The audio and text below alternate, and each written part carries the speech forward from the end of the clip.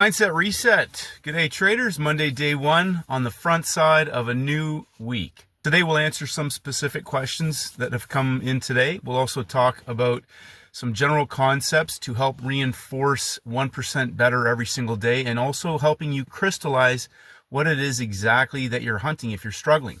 And to traders that have started to really hone in on their specific setups and they're getting consistently profitable, they're showing that consistently, repeatedly, hoping to lift that mindset and take it to another level as well. And then, of course, being a mindset reset, we will talk about the behavior of the trader. Now, we start a new week. We had large moves after non-farm payrolls last week. We had several markets closing in breakout after making large moves.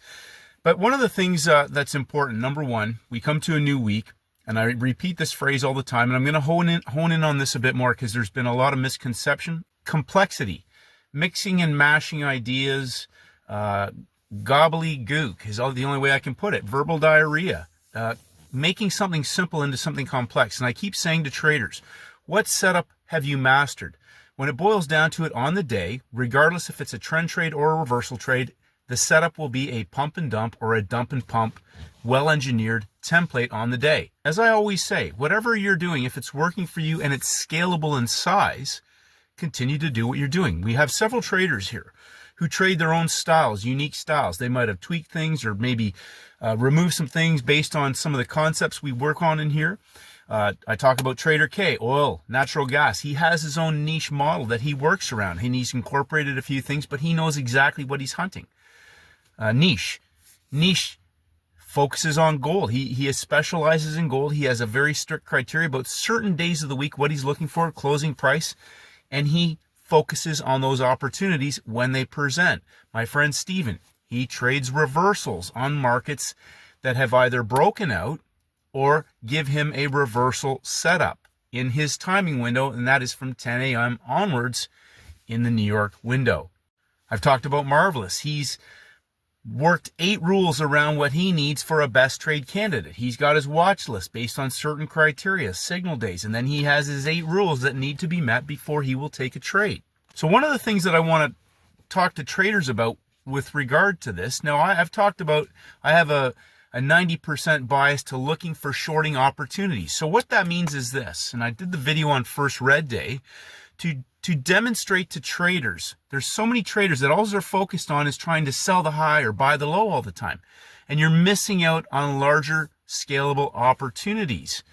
So our Friday's closing price is where the auction process starts from. I'm going to do another video on this because there's been so much crap and garbage that's convoluted that. You have to make things very, very simple. Very simple. And I joke, if you can count to 3 and tell time, you can make a lot of money. 3 days, 3 sessions, 1 hour, 2 hour, third hour trade opportunity.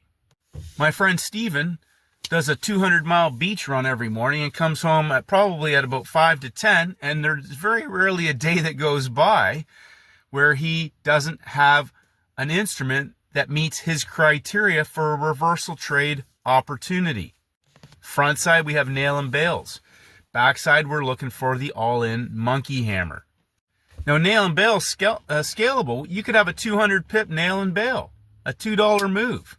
Whether it's on oil, whether it's a 200 pip move on an index, could be gold.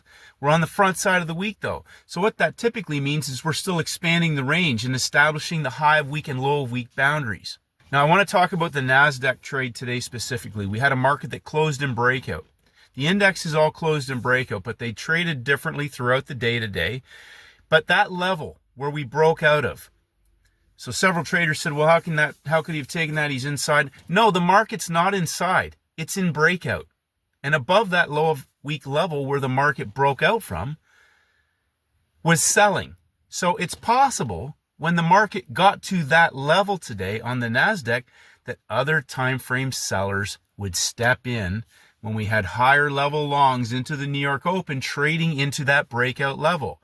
You are not inside. The market was in breakout. Could it reverse inside of that breakout today? Yes, it could, obviously. And they did later. They went back up and got the shorts from that third hour collapse, which was over 100, I think 150 pips straight down to where the pump began. But the most important thing I want you to think about is this.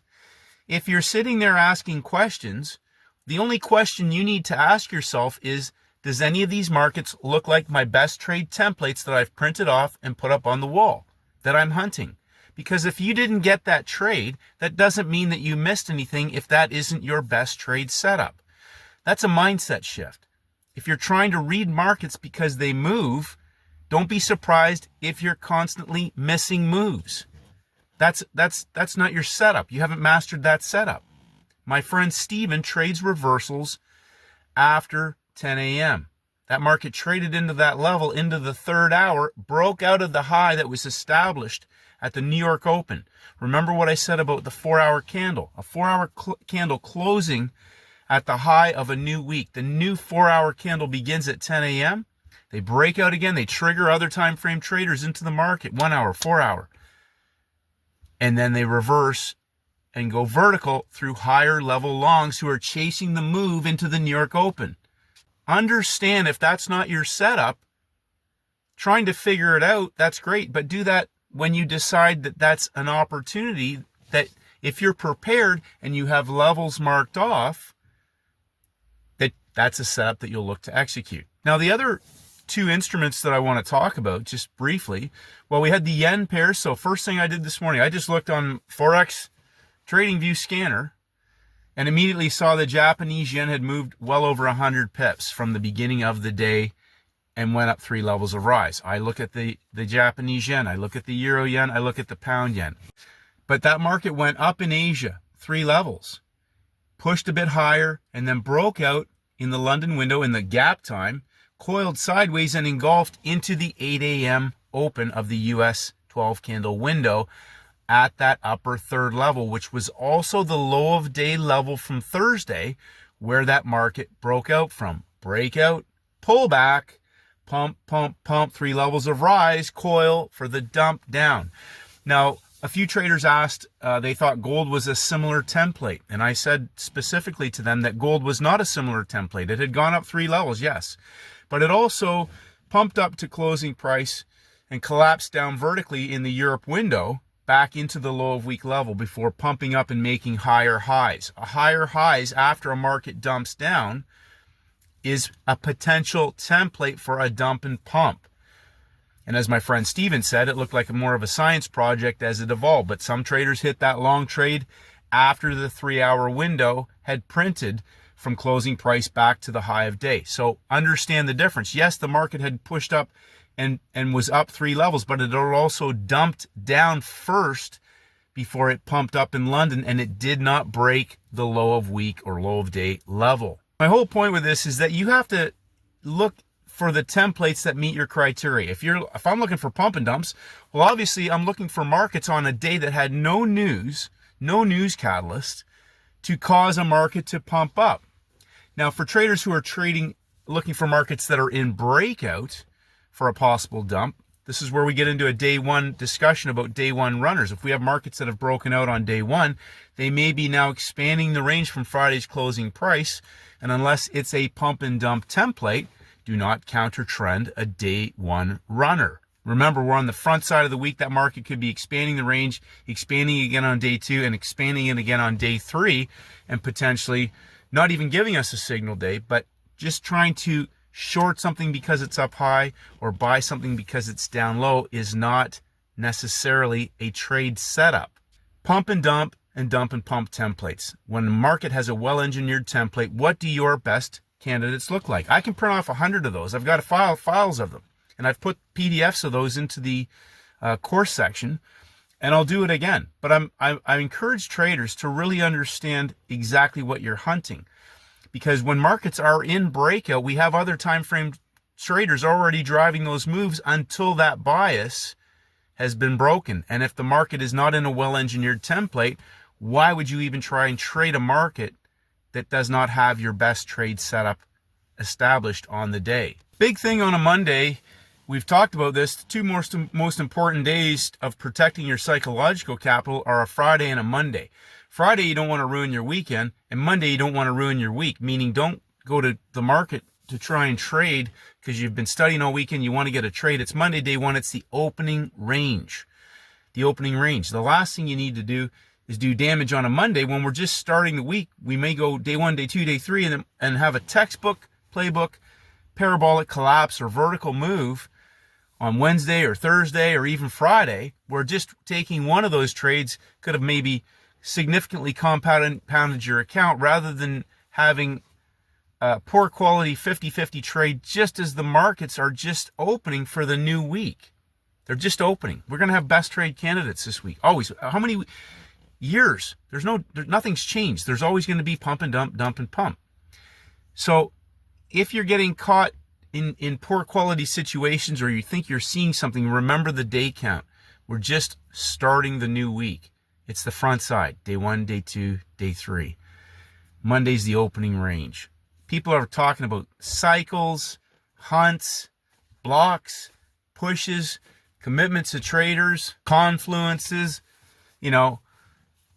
midnight closes, all this stuff. New York closes at 4:59. So don't think you need to figure out every move.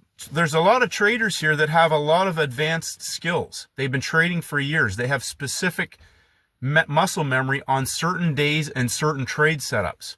If your skill set is still evolving, don't beat yourself up. Hone in on what you have been able to execute well. Learn from different opportunities. But again, my really big recommendation was to really understand, doesn't matter if it's a first green day, doesn't matter if it's a first red day, doesn't matter if you're trading inside days, doesn't matter if you're trading 3 days of breakout traders. Pump and dump, dump and pump. Which one have you mastered? Which one have you mastered? Are you looking for a pump and dump after 3 days of breakout traders and a larger pump and dump template? Is pump and dump your specialty?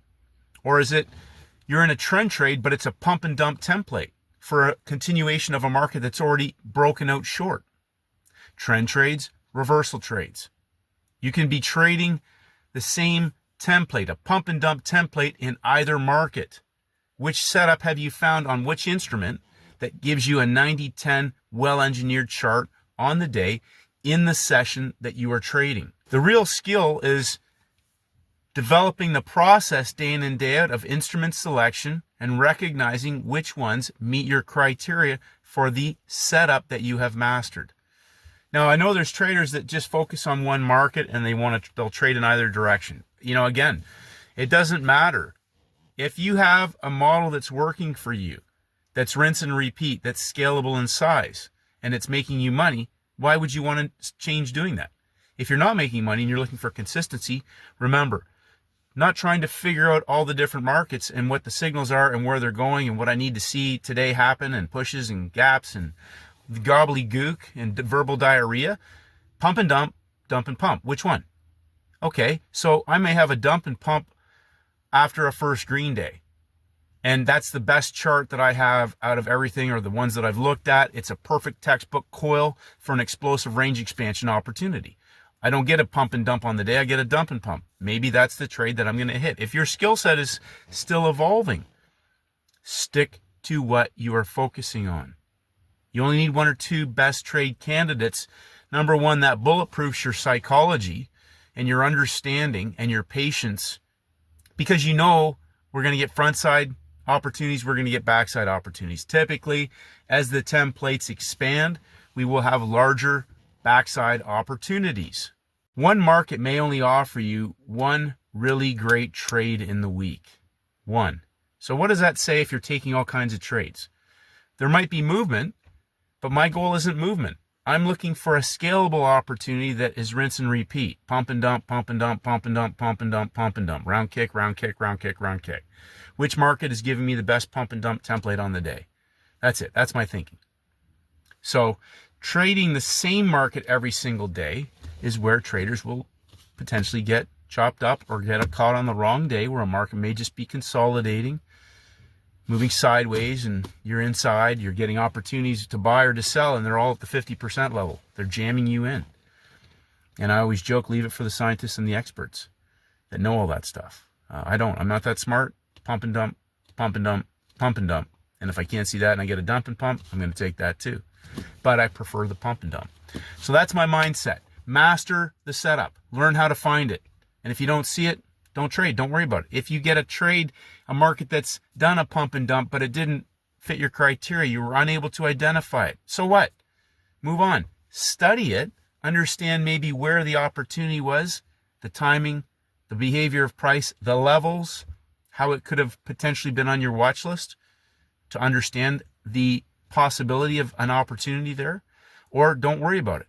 Steven doesn't care for market moves. Did it meet his criteria? Did it meet his criteria? 10 a.m. onwards. That's Steven's rule. Protect yourself, traders. Master some simple setups. Be patient. Be willing to sit on your hands until your setup presents, and when it does, know how exactly you're going to execute it, and then don't do anything else in between. Have a great day. Tomorrow's day 2 on the front side. Typically expands the range. Have a great day, traders, and may the markets go with you.